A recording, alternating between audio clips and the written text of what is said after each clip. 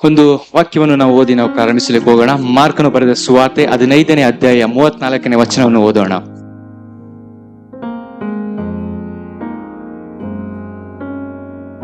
Hallelujah. ನಾವೆಲ್ಲರೂ ಕಣ್ಣುಗಳು ಮುಚ್ಚಿ ನಾವು ಪ್ರಾರ್ಥಿಸಲಿಕ್ಕೆ ಹೋಗೋಣ. ಬಹಳವಾಗಿ ಪ್ರೀತಿ ಮಾಡುವ ಪರಲೋಕ ತಂದೆ ಆದ ದೇವರೇ, ಸ್ವಾಮಿ, ಈ ಸುಂದರ ಸಮಯಕ್ಕಾಗಿ ನಾನು ಕೋಟಿ ಕೋಟಿ ಸ್ತೋತ್ರ ಸಲ್ಲಿಸುವನಾಗಿದ್ದೇನೆ. ಇಲ್ಲಿ ಬಂದಿರುವಂತಹ ಪ್ರತಿಯೊಬ್ಬರು ದೇವರೇ, ಅಪ್ಪ, ನಿನ್ನ ಈ ಶುಭ ಶುಕ್ರವಾರ ದಿನದಂದು ಸ್ವಾಮಿ ಪ್ರತಿಯೊಂದು 7 ಮಾತುಗಳನ್ನು ಕೇಳುವ ದೇವರೇ, ಅದರ ರೀತಿಯಾಗಿ ಅರ್ಥ ಮಾಡಿಕೊಂಡು ದೇವರೇ, ಅದರಲ್ಲಿ ಏನು ವಿಷಯವನ್ನು ಕಲಿತುಕೊಳ್ಬೇಕು ಅದನ್ನು ದೇವರೇ ನಮ್ಮ ಜೀವಿತವನ್ನು ಕಲಿತುಕೊಳ್ಳುವಂತೆ ನೀವು ಸಹಾಯ ಮಾಡು. ಪವಿತ್ರಾತ್ಮನು ಹೊರತಾಗಿ ಪವಿತ್ರಾತ್ಮನಿಗೆ ಸಹಾಯ ಮಾಡ್ತಾನೆ ಎಂಬುದಾಗಿ ದೇವರೇ, ಅಪ್ಪ, ನಾವು ಬಲವಾಗಿ ನಂಬುತ್ತಾ ಸ್ವಾಮಿ ಇದರಲ್ಲಿರುವಂತಹ ಅನೇಕ ರಹಸ್ಯಗಳನ್ನು ಗುಡಾರ್ಥಗಳನ್ನು ದೇವರೇ ನಮ್ಮೊಟ್ಟಿಗೆ ನೀನು ಪ್ರಕಟಪಡಿಸು, ನೀನು ಆಧಾರನಾಗು ಸ್ವಾಮಿ. ಎಲ್ಲವೂ ನಿನ್ನ ಕಡೆ ಒಪ್ಪಿಸಿ ಕೊಡ್ತಾ ಯೇಸು ನಾಮದಲ್ಲಿ ತಂದೆ ದೇವರೇ, ಆಮೇನ್, ಆಮೇನ್. Hallelujah, hallelujah. ಎಲ್ಲರೂ ಉತ್ಸಾಹವಾಗಿರಿ, ಯಾಕಂದ್ರೆ ಇನ್ನು ಕೆಲವು ವಾಕ್ಯಗಳು ಮಾತುಗಳು ಮಾತ್ರ ಬಾಕಿ ಇದಾವೆ.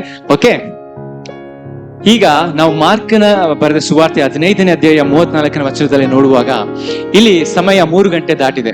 ಹಂಗಂದ್ರೆ 3 ಗಂಟೆ ಅಂದ ತಕ್ಷಣ ಒಂದು ನಾರ್ಮಲ್ ಈಗ ಆಗುತ್ತಲ್ಲ ಮಧ್ಯಾಹ್ನದ ರೀತಿಯಲ್ಲಿ 3 ಗಂಟೆ ಆ ರೀತಿಯಾಗಿ ಅಲ್ಲ, ಆದ್ರೆ ಆ ಕಾಲದಲ್ಲಿ ಇದ್ದಂತ ಒಂದು ಗಂಟೆಯ ಸಮಯ ಕಾಲಗಳೇ ಅದು ಬೇರೆ ವ್ಯತ್ಯಾಸವಾಗಿರ್ತದೆ. ಅದು ಮಾತ್ರವಲ್ಲದೆ ಇಲ್ಲಿ ಯೇಸು ಏನ್ ಹೇಳ್ತಾರೆ ಅಂತ ಹೇಳಿದ್ರೆ, ಎಲೋಯಿ ಎಲೋಯಿ ಲಾಮ ಸಬಕ್ತಾನಿ, ಅಂದರೆ ನನ್ನ ದೇವರೇ ನನ್ನ ದೇವರೇ ಯಾಕೆ ನನ್ನನ್ನು ಕೈ ಬಿಟ್ಟಿದೆ ಎಂಬುದಾಗಿ. ಆಮೇನ್. ಇಲ್ಲಿ ನಮಗೆ ಒಂದು ಪ್ರಶ್ನೆ ಬರ್ತದೆ, ದೇವರು ಯೇಸು ಕ್ರಿಸ್ತನ ಒಬ್ಬರು ದೇವರಾಗಿರೋದಂದ್ರೆ ದೇವರನ್ನ ಯಾಕೆ ಕೈ ಬಿಟ್ಟಿದ್ರು ಎಂಬುದಾಗಿ ಒಂದು ಸಾಮಾನ್ಯವಾಗಿ ಬರುವಂತ ಒಬ್ಬ ಮನುಷ್ಯರಿಗೆ ಪ್ರಶ್ನೆ ಆಗಿದೆ. ಹೌದಾ ಇಲ್ವಾ? ಆದ್ರೆ ಯೇಸು ಸ್ವಾಮಿ ಆತನು ಈ ಲೋಕದಲ್ಲಿ ಒಬ್ಬ ನಿಮ್ಮ ರೀತಿಯಾಗಿ ಒಬ್ಬ ಮನುಷ್ಯನಾಗಿ ಜನಿಸಿ ಬಂದಿದ್ರು. ಆತನು ಎಲ್ಲೂ ಸಹ ನಾನು ದೇವರು ಎಂಬುದಾಗಿ ಅಲ್ಲಿ ಪ್ರಕಟಪಡಿಸಲಿಲ್ಲ.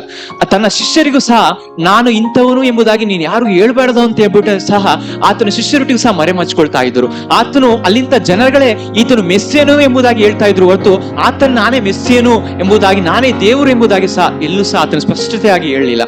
ಅದರಿಂದ ಆತನು ಸಹ ಏನಂತ ಹೇಳ್ತಾರೆ, ಅಲ್ಲಿ ನಾವು ಆತನು ನಮ್ಮ ರೀತಿಯಾಗಿ ಒಬ್ಬ ಮನುಷ್ಯನ ರೀತಿಯಾಗಿ ಆತನು ಇರುವುದನ್ನು ನಾವು ನೋಡಬಹುದು. ಅದರಿಂದಲೇ ಇಲ್ಲಿ ಯೇಸು ಸ್ವಾಮಿ ಏನ್ ಹೇಳ್ತಿದ್ದಾರೆ ಅಂದ್ರೆ, ನನ್ನ ದೇವರೇ ಯಾಕೆ ನನ್ನನ್ನು ಕೈ ಬಿಟ್ಟಿದೆ ಎಂಬುದಾಗಿ. ಆಮೇನ್. ಅದೇ ರೀತಿಯಾಗಿ ನೋಡ್ಬೇಕಂದ್ರೆ ಈ ಆದಿಯಿಂದ ನೀವು ಪ್ರಕಟಣೆ ತನಕ ಅಲ್ಲಿ ಇವರು ಯೇಸು ಸ್ವಾಮಿ ಏನಂತ ಹೇಳ್ತಾರೆ, ತಂದೆ ದೇವರು ಎಂಬುದಾಗಿ ಕರಿತಾ ಇದ್ರು. ಆದ್ರೆ ಇಲ್ಲಿ ಮಾತ್ರ ನನ್ನ ದೇವರೇ ಎಂಬುದಾಗಿ ಕೂಗ್ತಾ ಇದ್ದಾರೆ. ಆದ್ರೆ ನಾವಿಲ್ಲಿ ನೋಡ್ಬೇಕಾದ್ರೆ ಬಹಳ ಗಮನವಿಟ್ಟು ನೋಡ್ಬೇಕು. ಒಬ್ಬ ತಂದೆ ಎಂಬುದಾಗಿ ಆತನೇನಾದ್ರು ಕೂಗಿದ್ರೆ ತಂದೆ ಮಾಡ್ಬೇಕಾದ ಕೆಲಸ ಏನು? ಮಗನನ್ನು ರಕ್ಷಿಸಬೇಕು, ಮಗನನ್ನು ಕಾಪಾಡಬೇಕೆಂಬುದಾಗಿ. ಆದ್ರೆ ಇಲ್ಲಿ ಒಬ್ಬ ಮಗನಾಗಿ ಅಥವಾ ಒಂದು ತಂದೆಯಾಗಿ ಆ ಸ್ಥಳದಲ್ಲಿ ಇದ್ದಿದ್ರೆ ನಾನು ಮಗನನ್ನು ಕಾಪಾಡ್ಬೇಕಲ್ಲ ಎಂಬುದಾಗಿ ಅಲ್ಲದೆ, ಇಲ್ಲಿ ಒಬ್ಬ ದೇವರಾಗಿ ನಿಂತುಕೊಂಡು ಅಲ್ಲಿ ಏನ್ ಮಾಡ್ತಂತಾರೆ, ಯೆಶಾಯ 53ನೇ ಅಧ್ಯಾಯ 12ನೇ ವಚನ ಓದೋಣ.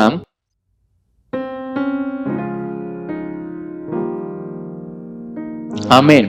ಇಲ್ಲಿ ನೋಡಿ, ತನ್ನ ಪ್ರಾಣವನ್ನು ದಾರಿ ಎರೆದು ಮರಣ ಹೊಂದಿ ದ್ರೋಹಿಗಳೊಂದಿಗೆ ತನ್ನನ್ನು ಎಣಿಸಿಕೊಂಡು ಬಹು ಜನ ದ್ರೋಹಿಗಳ ಪಾಪಗಳನ್ನು ಹೊರ್ತಾ ಅವರಿಗಾಗಿ ವಿಜ್ಞಾಪನೆ ಮಾಡಿದನಲ್ಲ. ಆಮೇನ್. ಇಲ್ಲಿ ನೋಡ್ಬೇಕಂತ ಹೇಳಿದ್ರೆ ಕೇವಲ ಒಬ್ರಿಗೆ ಇಬ್ರಿಗೋಸ್ಕರ ಅವ್ರು ಏನ್ ಮಾಡಿದ್ರು, ತನ್ನ ಪ್ರಾಣವನ್ನು ತ್ಯಾಗ ಮಾಡ್ಲಿಲ್ಲ, ಬಹು ಜನರಿಗೋಸ್ಕರ. ಅಂದ್ರೆ ಬಹು ಜನ ಅಂತ ಹೇಳಿದ್ರೆ ಎಷ್ಟು? ಬರೀ ಬೆರಳಿಕೆಗಳಷ್ಟಲ್ಲ, ಅಲ್ಲಿ ಲೋಕದಲ್ಲಿ ಇದ್ದಂತ ಪ್ರತಿಯೊಬ್ಬ ಮನುಷ್ಯ ಕುಲದವರಿಗೂ ಸಹ ಯಾರೆಲ್ಲ ಪಾಪವನ್ನು ತುಂಬಿದವರೋ ಇಡೀ ಲೋಕವೆಲ್ಲ ಪಾಪ ಭರಿತವಾಗಿತ್ತು. ಅದಕ್ಕೋಸ್ಕರ ಏನ್ ಮಾಡ್ತಾರೆ, ಒಂದು ತಂದೆ ಒಬ್ಬ ಮಗನಾಗಿ ನೋಡ್ಕೊಳ್ಳದೆ ಒಬ್ಬ ದೇವರಾಗಿದ್ದು ಏನ್ ಮಾಡ್ತಿದ್ದಾರೆ, ಇಡೀ ಲೋಕವನ್ನೆಲ್ಲ ಪಾಪವನ್ನು ನಿವಾರಿಸಬೇಕು ಎಂಬುದಾಗಿ ಒಬ್ಬನೇ ಒಬ್ಬ ಮಗನದ ಒಬ್ಬ ಏನು ಯೇಸು ಸ್ವಾಮಿನ ಅವ್ರು ಏನ್ ಮಾಡ್ತಾರೆ, ಒಂದು ಶಿಲುಬೆಗೆ ಹಾಕ್ಲಿಕ್ಕೆ ಅವ್ರು ಅನುಮತಿಸ್ತಾರೆ ಎಂಬುದಾಗಿ ನಾವು ನೋಡ್ಬೋದಾಗಿದೆ. ಅದೇ ರೀತಿಯಾಗಿ ಇನ್ನೊಂದು ಏನಂತ ಹೇಳಿದ್ರೆ, ಯಾಕೆ ನಮಗೋಸ್ಕರ ಅವ್ರ ಪ್ರಾಣವನ್ನು ದಾರಿ ಇರಬೇಕು, ಯಾಕೆ ಅವ್ರ ರಕ್ತವನ್ನು ನಮಗೆ ದಾರಿಯಾಗಿರ್ಬೇಕು ಎಂಬುದಾಗಿ ನಾವು ನೋಡ್ಬೇಕಾದ್ರೆ ಮೊದಲನೇ ವಿಷಯ, ಅವರು ನಮ್ಮ ಪಾಪವನ್ನು ನಿವಾರಣೆ ಮಾಡ್ಬೇಕೆಂಬುದಾಗಿ.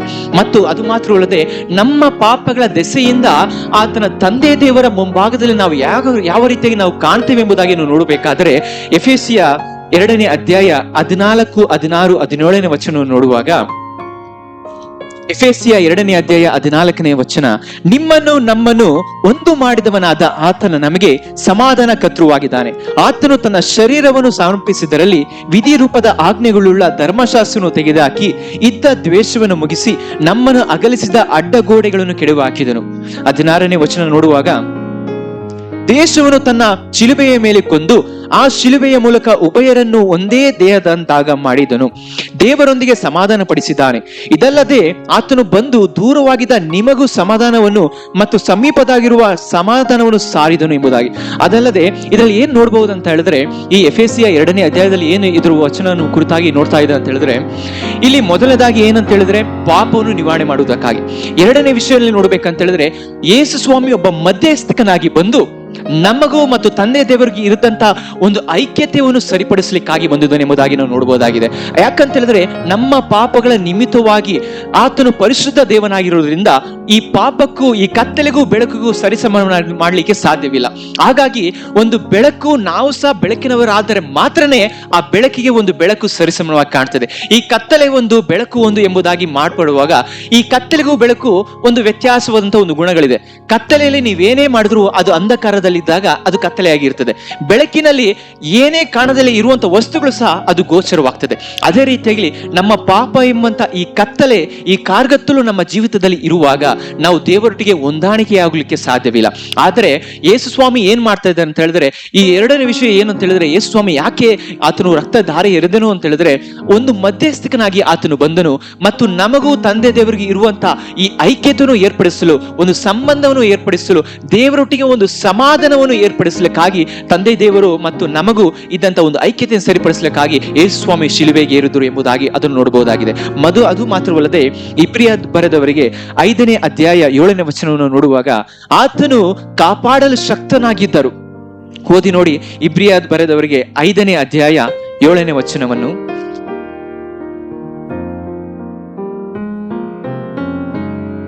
ಆಮೆನ್. ಇಲ್ಲಿ ನೋಡ್ಬೇಕಾದ್ರೆ ಇಲ್ಲಿ ಏನಂತ ಹೇಳ್ತಿದೆ ವಾಕ್ಯ ಅಂತ ಹೇಳಿದ್ರೆ, ಮರಣಕ್ಕೆ ತಪ್ಪಿಸಿ ಕಾಪಾಡಲು ಶಕ್ತನಾಗಿರುವ ಆತನಿಗೆ. ಅಂದ್ರೆ ಇಲ್ಲಿ ನಾವು ನೋಡ್ಬೇಕು ಬಹಳ ಸ್ಪಷ್ಟವಾಗಿ, ಯೇಸುವನ್ನು ಶಿಲುಬೆಯಲ್ಲಿ ಇದ್ದಾಗ ಕಾಪಾಡಲಿಕ್ಕೆ ತಂದೆ ದೇವರಿಂದ ಶಕ್ತನು. ಆದರೆ ಯಾಕೆ ಕಾಪಾಡಲಿಲ್ಲ ಅಂತ ಹೇಳುವಾಗ ಅಲ್ಲಿ ಏನಂತ ಹೇಳಿದ್ರೆ, ಅವನು ಮಗನಾಗಿದ್ದರೂ ಸಹ ಅನುಭವಿಸಿದ ಬಾಧೆಯಿಂದಲೇ ಅಲ್ಲಿ ಇದ್ದಂತ ವಿಧೇಯತೆಯನ್ನು ಆತನು ಕಳೆದುಕೊಳ್ಬೇಕೆಂಬುದಾಗಿ.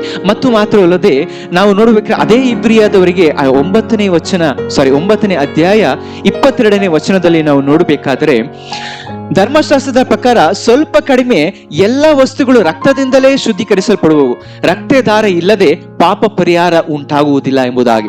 ಆದ್ರಿಂದಲೇ ತಂದೆ ದೇವರು ಏನ್ ಮಾಡ್ತಾರೆ, ರಕ್ತಧಾರ ಇಲ್ಲ ಅಂತ ಹೇಳಿದ್ರೆ ಪಾಪ ಪರಿಹಾರ ಇಲ್ಲ ಎಂಬುದಾಗಿ ಏನ್ ಮಾಡ್ತಾರೆ, ತನ್ನ ಒಬ್ಬನೇ ಮಗನನ್ನು ಒಬ್ಬ ರಕ್ತಧಾರೆಯಾಗಿ ಏನ್ ಮಾಡ್ತಾರೆ, ನಮ್ಮ ಪಾಪ ನಿವಾರಣೆ ಆಗ್ಲಿಕ್ಕೋಸ್ಕರ ಏನ್ ಮಾಡ್ತಾರೆ, ಅವರು ಬಲಿಯಾಗಿ ಅರ್ಪಿಸ್ಲಿಕ್ಕೆ ಒಂದು ಅನುಮತಿಸ್ತಾರೆ. ಆಗಿನ ಕಾಲದಲ್ಲಿ ಒಂದು ನಾವು ಆದಿಕಾಂಡದಲ್ಲೆಲ್ಲ ನೋಡ್ಬೇಕಾದ್ರೆ ನಾವು ನೋಡ್ಬೋದು, ಅಲ್ಲಿ ಅಂತ ಹೇಳಿದ್ರೆ ಒಂದು ದೋಷ ಪರಿಹಾರಕ ಯಜ್ಞಕ್ಕಾಗಿ ಏನ್ ಮಾಡ್ತಾ ಇದ್ರು ಅಂತ ಹೇಳಿದ್ರೆ, ಒಂದು ದಷ್ಟವಾದಂತ, ಒಂದು ಪುಷ್ಟವಾದಂತ, ಏನು ಸಹ ಒಂದು ಗಾಯ ಏನು ಸಹ ಇಲ್ಲದಂತೆ ಒಂದು ಸರಿಯಾದ ರೀತಿಯಲ್ಲಿ ಪಕ್ಕತೆ ಇರುವಂತ ಒಂದು ಪ್ರಾಣಿ ಅಥವಾ ಮೃಗಗಳನ್ನು ಏನ್ ಮಾಡ್ತಾ ಇದ್ರು, ತಂದೆ ದೇವರಿಗೆ ಒಂದು ಬಲಿಯಾಗಿ ಅರ್ಪಿಸ್ತಾ ಇದ್ರು. ಆದ್ರೆ ಆ ಸಂದರ್ಭದಲ್ಲಿ ಇಲ್ಲೇನ್ ಮಾಡ್ತಾ ಇದ್ದಾರೆ ಅಂತ ಹೇಳಿದ್ರೆ, ತಂದೆ ದೇವರು ಯಾವುದೇ ಒಂದು ಪುಷ್ಟವಾದಂತ ಒಂದು ಕುರಿಯೋ ಅಥವಾ ಒಂದು ಯಾವುದೋ ಒಂದು ಮೃಗಗಳನ್ನು ಆದ್ರೂ ಬಲಿಯಾಗಿ ಕೊಡ್ತಾ ಇಲ್ಲ, ತನ್ನ ಸ್ವಂತ ಏನಂತ ತಂದೆ ದೇವರ ಒಂದು ಸ್ವಂತ ಮಗನನ್ನೇ ಅವ್ರು ಏನ್ ಮಾಡ್ತಾರೆ, ಬಲಿಯನ್ನಾಗಿ ನಮಗೆ ಅರ್ಪಿಸ್ಲಿಕ್ಕೆ ಆತನು ಅನುಮತಿಸ್ತಾರೆ ಎಂಬುದಾಗಿ ನೋಡಬಹುದಾಗಿದೆ. ಅದು ಮಾತ್ರವಲ್ಲದೆ ಅಲ್ಲಿ ಮಾರ್ಕನು ಬರೆದ ಸುವಾರ್ತೆ 15ನೇ ಅಧ್ಯಾಯ 33ನೇ ವಚನದಲ್ಲಿ ನೋಡ್ಬೇಕಾದ್ರೆ ಅಲ್ಲಿ ಸುತ್ತಲೂ ಕತ್ತಲೆ ಆವರಿಸಿತು ಎಂಬುದಾಗಿ. ಆಮೇನ್. ಆದರೆ ಏನು ಕತ್ತಲೆ ಸುತ್ತಲೂ ಆವರಿಸಿತು ಅಂತ ಹೇಳಿದ್ರೆ, ಅಷ್ಟು ಒಂದು ದೇವರೊಟ್ಟಿಗೆ ಇದ್ದಂತ ಒಂದು ಅಷ್ಟು ಎಲೋಯಿ ಎಲೋಯಿ ಲಾಮ ಸಬಾಕ್ತಾನಿ ಅಂತ ಹೇಳಿದ್ರೆ, ಮೊದಲನೇದಾಗಿ ಅರ್ಥ ಏನು ಅಂತ ಹೇಳಿದ್ರೆ ನಾವು ತಿಳ್ಕೊಳ್ಬೇಕಂದ್ರೆ, ಒಂದು ಸಂಪೂರ್ಣವಾದಂತ ಒಂದು ಬೇರ್ಪಡುವಿಕೆ ಎಂಬುದಾಗಿ. ಅಂದ್ರೆ ದೇವರಿಂದ ಒಂದು ಅಗಲಿ ಉಂಟಾಗುವುದು. ಇಲ್ಲಿ ಯೇಸು ಸ್ವಾಮಿ ಅಲ್ಲಿ ಶಿಲುಬೆಗೆ ಇರುವಾಗ ಅಲ್ಲಿ ಆ ಜೊತೆಲಿದ್ದಂತ ಏನು ಶಿಷ್ಯರುಗಳು, ನಾನು ಇದನ್ನು ಬಿಟ್ಟು ಅಗಲಿ ಹೋಗುವುದೇ ಇಲ್ಲ ಎಂಬುದಾಗಿ ಹೇಳಿದಂತ ಶಿಷ್ಯರುಗಳು ಅವರನ್ನು ಬಿಟ್ಟು ಹೋಗ್ತಾರೆ. ಅನೇಕ ಅದ್ಭುತ ಕಾರ್ಯಗಳನ್ನು, ಕುರುಡರು, ಕುಷ್ಠರು, ಕುಂಟರು, ದೆವ್ವಗಳನ್ನು ಬಿಡುಗಡೆ ಹೊಂದಿದವರು, ಅನೇಕ ವ್ಯಾಧಿಗ್ರಸ್ತರು, ದೆವ್ವದಿಂದ ಬಿಡುಗಡೆ ಹೊಂದಂತವರು ಎಲ್ಲರೂ ಸಹ ಇದ್ದರು. ಎಲ್ಲ ಸಹ ಅದ್ಭುತಗಳನ್ನು ಹೊಂದಿಕೊಂಡು ಆತನು ಶಿಲುಬೆಗಿದ್ದಾಗ ಯಾರು ಸಹ ಇರಲಿಲ್ಲ. ತನ್ನ ಸ್ನೇಹಿತರು, ತನ್ನ ಒಡ ಹುಟ್ಟಿದವರು ಯಾರು ಇರಲಿಲ್ಲ. ಆದರೆ ದೇವರು ಯಾರಿಲ್ಲ ಎಂಬುದಾಗಿ ಆತನಿಗೆ ಮನಸ್ಸು ನೋವಾಗ್ತಾ ಇಲ್ಲ. ಇಲ್ಲಿ ತುಂಬಾ ನಿಂದನೆಗಳು ಬರುತ್ತಾರೆ, ತುಂಬಾ ಹೊಡಿತಾರೆ, ಎಲ್ಲರೂ ಮುಖಕ್ಕೆ ಉಗಿತಾರೆ, ಅಪಹಾಸ್ಯ ಮಾಡ್ತಾರೆ, ಪರಿಹಾಸ ಮಾಡ್ತಾರೆ, ಹಾಗೆ ಮಾಡಿ ನಗುತ್ತಾರೆ. ಆದ್ರೆ ಅದರಿಂದ ದೇವರಿಗೆ ನೋವಾಗ್ತಾ ಇಲ್ಲ. ದೇವರಿಗೆ ನೋವು ಆಗ್ತಿರೋದು ಏನು ಅಂತ ಹೇಳಿದ್ರೆ, ಆತನು ಯಾಕೆ ಕೂಗ್ತಾ ಇದ್ದಾನೆ, ನನ್ನ ದೇವರೇ ಯಾಕೆ ನನ್ನನ್ನು ಕೈ ಬಿಟ್ಟೆ ಎಂಬುದಾಗಿ ಯಾಕೆ ಕೂಗ್ತಾ ಇದ್ದಾರೆ ಅಂತ ಹೇಳಿದ್ರೆ, ಒಂದೇ ಒಂದು ಆತನಿಗೆ ತುಂಬಾ ನೋವು, ಈ ಮನುಷ್ಯನು ಇಲ್ಲ ಎಂಬುದಾಗಿ ನೋವುತ್ತಾ ಇಲ್ಲ. ಆತನಿಗೆ ನೋವು ಉಂಟಾಗ್ತಿರೋದು ಯಾಕೆ ಅಂತ ಹೇಳಿದ್ರೆ, ನನ್ನ ತಂದೆ ದೇವರಿಂದ, ನನ್ನ ಪರಿಶುದ್ಧಾತ್ಮರಿಂದ ನಾನು ದೂರವಾಗಿದ್ದೇನಲ್ಲ, ನಾನು ಬೇರ್ಪಡಿಕೆ ಉಂಟಾಯ್ತಲ್ಲ. ಈ ನೋಡಬಹುದು ನೀವು ಆದಿಯಿಂದ ಪ್ರಕಟಣೆವರೆಗೂ ತ್ರಿಯೇಕ ದೇವರು, ತಂದೆ ಮಗ ಪವಿತ್ರಾತ್ಮನು ತ್ರಿಯೇಕ ದೇವರಾಗಿದ್ರು. ಆದರೆ ಈ ಒಂದು ಸಮಯದಲ್ಲಿ, ಈ ಒಂದು ಸನ್ನಿವೇಶದಲ್ಲಿ ಅಲ್ಲಿ ಒಂದು ಬೇರ್ಪಡಿಕೆಯನ್ನು ನಾವು ನೋಡಬಹುದಾಗಿದೆ. ಅಲ್ಲಿ ಒಂದು ದೇವರಿಗೂ, ಒಂದು ತಂದೆ ದೇವರಿಗೂ ಒಂದು ಅಗಲಿಕೆಯನ್ನು ನಾವು ನೋಡಬಹುದಾಗಿದೆ. ಆ ಅಗಲಿಕೆ ಎಂಬುದು ಒಂದು ಆ ಸಮಯದಲ್ಲಿ, ಒಂದು ಆ ಕ್ಷಣದಲ್ಲಿ ಮಾತ್ರ ಎಂಬುದಾಗಿ ಮಾತ್ರವಲ್ಲದೆ ಅದೇನು ನಿರಂತರವಾಗಿ ಏನು ಅಲ್ಲ ಎಂಬುದಾಗಿ. ಆಮೇನ್. ಆ ಅಗಲಿಕೆ ಉಂಟಾಗಿದ್ರಿಂದಲೇ ದೇವರಿಗೆ ಬಹಳ ನೋವು ಉಂಟಾಗ್ತದೆ. ಯಾಕೆ ದೇವರೇ ನನ್ನನ್ನು ಈ ರೀತಿಯಾಗಿ ಕೈ ಬಿಟ್ಟೆ? ದೇವರು ಮನಸ್ಸು ಮಾಡಿದರೆ ಕ್ಷಣ ಮಾತ್ರದಲ್ಲೇ ಇಡೀ ಪರಲೋಕದಲ್ಲಿದ್ದಂಥ ಎಲ್ಲಾ ದೇವದೂತರನ್ನು ತನ್ನಿಳಿಸಿ ಅಲ್ಲಿರುವಂತಹ ಅನೇಕ ಹಿಂಸೆ ಪಡಿಸಿ, ನಾಶಪಡಿಸಿ, ಯಾರೆಲ್ಲ ಪರಿಹಾಸ ಮಾಡ್ತಾ ಇದ್ದಾರೋ ಅವ್ರನ್ನೆಲ್ಲ ಸಂಹಾರ ಮಾಡಿ ನಾಶ ಮಾಡಬಹುದಿತ್ತು. ಆದರೆ ತಂದೆ ದೇವರು ಆದರೆ ಅಪ್ಪಣೆ ಕೊಡ್ಲಿಲ್ಲ. ಯೇಸು ಸ್ವಾಮಿ ಆದ ರೀತಿಯಾಗಿ ದೇವರು ಕಳಿಸ್ಕೊಡು ಎಂಬುದಾಗಿ ಅವರು ಸಹ ವಿಜ್ಞಾಪನೆಯನ್ನು ಮಾಡಲಿಲ್ಲ. ಆದ್ರೆ ದೇವರು ಹೇಳಿದ್ದೇನು ಗೊತ್ತಾ? ತಂದೆಯೇ, ಇವ್ರು ಏನ್ ಮಾಡ್ತಿದ್ರು ಅರಿಯರು, ಇವರನ್ನು ಕ್ಷಮಿಸು ಎಂಬುದಾಗಿ ಆತನು ಹೇಳ್ತಾ ಇದ್ದಾರೆ. ಆಮೇನ್. ಎಷ್ಟು ಒಳ್ಳೆಯ ದೇವರಾಗಿದ್ದಾರೆ ನಮ್ಮ ದೇವರು. ನಮಗೆ ಏನಾದ್ರು ಒಂದು ಒಡೆದರೆ ಅಂತ ಹೇಳಿದ್ರೆ ನಾವೇನ್ ಮಾಡ್ತೀವಿ? ಅಯ್ಯೋ ಇವನೇನಪ್ಪ ದೇವರೇ, ನಾವು ಪ್ರಾರ್ಥನೆ ಮಾಡ್ಬಿಡ್ತೀವಿ, ದೇವರೇ ಇವನೇನಾರು ಮಾಡ್ಬಿಡು ಎಂಬುದಾಗಿ. ಆದ್ರೆ ಯೇಸು ಸ್ವಾಮಿ ಆ ರೀತಿಯಾಗಿ ಏನು ಮಾಡ್ಲಿಲ್ಲ. ಇವ್ರು ಏನ್ ಮಾಡ್ತಾರೆ ಇವ್ರಿಗೆ ಗೊತ್ತಾಗ್ತಿಲ್ಲ, ದೇವರೇ ಇವ್ರನ್ನ ಕ್ಷಮಿಸು ಎಂಬುದಾಗಿ. ಅಂದ್ರೆ ಅವರ ಒಂದು ಪ್ರೀತಿಯ ಮನೋಭಾವನೆ, ಅವರ ಪ್ರೀತಿಯ ಹೃದಯ, ಅಂದ್ರೆ ಒಂದು ತಾಯಿಯಂತೆ ಹೃದಯನು ಅದನ್ನು ನಾವು ನೋಡಬಹುದಾಗಿದೆ. ಅದ್ರ ಮಾತ್ರವಲ್ಲದೆ ಈಗ ಯಾಕೆ ದೇವರು ಕೈ ಬಿಟ್ಟರು ಎಂಬುದಾಗಿ ಈಗ ಪ್ರಶ್ನೆಗೆ ಒಂದು ಉತ್ತರ. ಮೊದಲನೇದಾಗಿ ನಮ್ಮ ಪಾಪ ಪರಿಹಾರಕ್ಕಾಗಿ ಅಂತ ನೋಡುದು.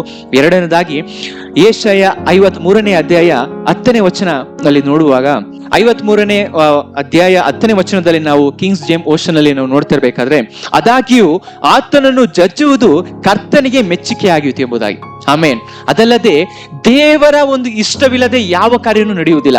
ಆದ್ರೆ ಇಲ್ಲಿ ಯಾಕೆ ದೇವರನ್ನು ಶಿಲುಬೆಗೆ ಏರಿಸಲಿಕ್ಕೆ ದೇವರು ಅನುಮತಿ ಕೊಡ್ತಾ ಇದ್ದಾರೆ ಅಂತ ಹೇಳಿದ್ರೆ, ಆತನು ಜಜ್ಜಬೇಕೆಂಬುದಾಗಿ ಇದು ಕರ್ತನಿಗೂ ಸಹ ಒಂದು ಏನು, ತಂದೆ ದೇವರಿಗೂ ಸಹ ಒಂದು ಮೆಚ್ಚುಗೆ ಆಗಿತ್ತು, ಒಂದು ಸಂಕಲ್ಪವಾಗಿತ್ತು. ಯಾಕಂತ ಹೇಳಿದ್ರೆ ಅನೇಕ ಜನರ ಪಾಪಗಳ ನಿಮಿತ್ತವಾಗಿ ದೇವರಿಂದ ದೂರ ಉಳಿತಾ ಇದ್ರು. ಅದರಿಂದಲೇ ಈ ಸಂಬಂಧವನ್ನು ಏರ್ಪಡಿಸಬೇಕು, ಪಾಪ ನಿವಾರಣೆ ಮಾಡಬೇಕು. ಅದು ಮಾತ್ರವಲ್ಲದೆ ಈ ಪಾಪದ ಋಣವನ್ನು ತೀರಿಸಬೇಕು ಎಂಬುದಾಗಿ ಯೇಸು ಸ್ವಾಮಿ ಏನ್ ಮಾಡ್ತಾರೆ, ಒಂದು ಶಿಲುಬೆಗೆ ಏರಿಸಲಿಕ್ಕೆ ದೇವರು ಸಹ ಒಂದು ಜಜ್ಜಲ್ಪಡಬೇಕೆಂಬುದಾಗಿ ಆತನು ಇಷ್ಟಪಟ್ಟದ್ರಿಂದ, ಒಂದು ಮೆಚ್ಚುಗೆ ಪಡೆದ್ರಿಂದ, ಒಂದು ಸಂಕಲ್ಪವಾಗಿರೋದ್ರಿಂದಲೇ ಆತನು ಶಿಲುಬೆಗೆ ಏರಲಿಕ್ಕೆ ಮಾಡಿದ್ರು. ಅದು ಮಾತ್ರವಲ್ಲದೆ ನಾವು ಇನ್ನೊಂದು ಯಾಕೆ ಅದನ್ನು ಆತನು ದೇವರು ಕೈ ಬಿಟ್ಟಿದ್ರು ಎಂಬುದಾಗಿ ನೋಡಬೇಕಾದ್ರೆ 2 ಕೊರಿಂಥದವರೆಗೆ 5ನೇ ಅಧ್ಯಾಯ 21ನೇ ವಚನವನ್ನು ನೋಡೋಣ. ಇಲ್ಲಿ ನೋಡಬೇಕಾದ್ರೆ, ನಾವು ಆತನಲ್ಲಿ ದೇವರಿಗೆ ಸಮರ್ಪಕರಾದ ನೀತಿ ಸ್ವರೂಪಿಗಳಾಗುವಂತೆ ಪಾಪ ಜ್ಞಾನವಿಲ್ಲದ ಆತನನ್ನು ನಮಗೋಸ್ಕರ ಪಾಪ ಸ್ವರೂಪಿ ಆಗ ಮಾಡಿದನು. ಅಂದ್ರೆ ಇಲ್ಲಿ ಏನ್ ಅರ್ಥವಾಗ್ತಿದೆ ಅಂತ ಹೇಳಿದ್ರೆ, ಅಂದ್ರೆ ಅವರ ರೀತಿಯಾಗಿ ನಾವು ಸಹ ಒಂದು ನೀತಿವಂತರಾಗಿರ್ಬೇಕೆಂಬುದಾಗಿ ಆತನು ಇಷ್ಟಪಡ್ತಾ ಇದ್ದಾನೆ. ಆಮೇನ್. ಅಲ್ಲಿ ಏನಾಗ್ತಿದೆ ಅಂತ ಹೇಳಿದ್ರೆ, ಇಲ್ಲಿ ನೀತಿ ಸ್ವರೂಪಗಳಾಗಬೇಕೆಂಬುದಾಗಿ, ನಾವೆಲ್ಲರೂ ಸಹ ನೀತಿವಂತರಾಗಬೇಕೆಂಬುದಾಗಿ ಏನ್ ಮಾಡ್ತಾನೆ, ಒಂದು ಪಾಪ ಜ್ಞಾನವೇ ಇಲ್ಲದಂತ, ಅರಿಯವೇ ಇಲ್ಲದಂತ ಯೇಸು ಸ್ವಾಮಿನ ಏನ್ ಮಾಡ್ತಾರೆ, ಆತನು ಪಾಪ ಸ್ವರೂಪಿ ಆಗ್ತಾನೆ, ನಮ್ಮನ್ನು ನೀತಿ ಸ್ವರೂಪಿಯಾಗಿ ಮಾಡ್ಬೇಕೆಂಬುದಾಗಿ. ಅದರಿಂದಲೇ ಯೇಸು ಸ್ವಾಮಿ ಏನ್ ಮಾಡ್ತಾರೆ ಅಂತ ಹೇಳಿದ್ರೆ, ತಂದೆ ದೇವರಿಂದ ಒಂದು ಅಗಲಿಕೆಯನ್ನು ಉಂಟಾಗೋದನ್ನು ನೋಡಬಹುದಾಗಿದೆ. ಕೊನೆಯದಾಗಿ ಒಂದು ವಚನ ಓದಿ ನಾನು ಮುಗಿಸ್ಲಿಕ್ಕೆ ಹೋಗ್ತೇನೆ. ಇಬ್ರಿಯ ಬರೆದವರಿಗೆ 10ನೇ ಅಧ್ಯಾಯ 11 ಮತ್ತು 12ನೇ ವಚನವನ್ನು ನೋಡೋಣ.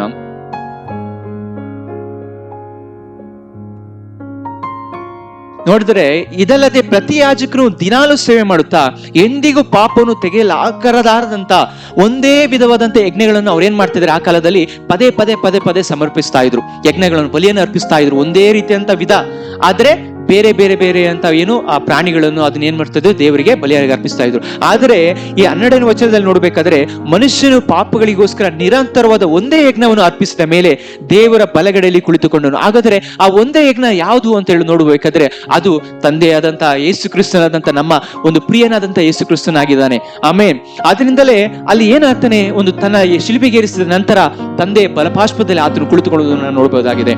ಆಮೇನ್. ಅದೇ ರೀತಿಯಲ್ಲಿ ನಾವು ಈ ದಿನದಲ್ಲಿ ಮನಸ್ಸಾಂತರ ಹೊಂದಿ ನಾವು ಸಹ ದೇವರಲ್ಲಿ, ದೇವರೇ ನಾನು ಇನ್ನು ಮೇಲೆ ಪಾಪ ಮಾಡುವುದಿಲ್ಲ, ದೇವರೇ ನೀನೇ ನಮಗೋಸ್ಕರ ಶಿಲುಬೆಗೆ ಏರಿದ್ಯಲ್ಲ ಎಂಬುದಾಗಿ ನಾವು ಆತನಿಗೆ ಒಪ್ಪಿಸಿಕೊಟ್ಟು ನಾವು ಪಾಪವನ್ನು ಮಾಡದೆ ಬಿಟ್ಟರೆ, ನಾವು ಸಹ ಈ ದಿನದಲ್ಲಿ ಏನ್ ಮಾಡ್ತಾರೆ, ತಂದೆಯ ಬಲಪಾರ್ಶ್ವದಲ್ಲಿ ಕೂರ್ತುಕೊಳ್ಳಲು ನಮಗೂ ಸಹ ಒಂದು ಆತನ ಜಾಗವನ್ನು, ಸ್ಥಳವನ್ನು ಏರ್ಪಡಿಸಲಿಕ್ಕೆ ಪರಲೋಕದಲ್ಲಿ ಆತನು ಸಿದ್ಧ ಮಾಡಲಿಕ್ಕೆ ಶಕ್ತನಾಗಿದ್ದಾನೆ ಎಂಬುದಾಗಿ ನಾನು ಈ ದಿನ ಹೇಳಲಿಕ್ಕೆ ಇಷ್ಟಪಡ್ತೇನೆ ಎಂಬುದಾಗಿ. ದೇವರ ಕೊಟ್ಟ ವಾಕ್ಯಕ್ಕಾಗಿ ಸ್ತೋತ್ರವಾಗಲಿ. Thank you.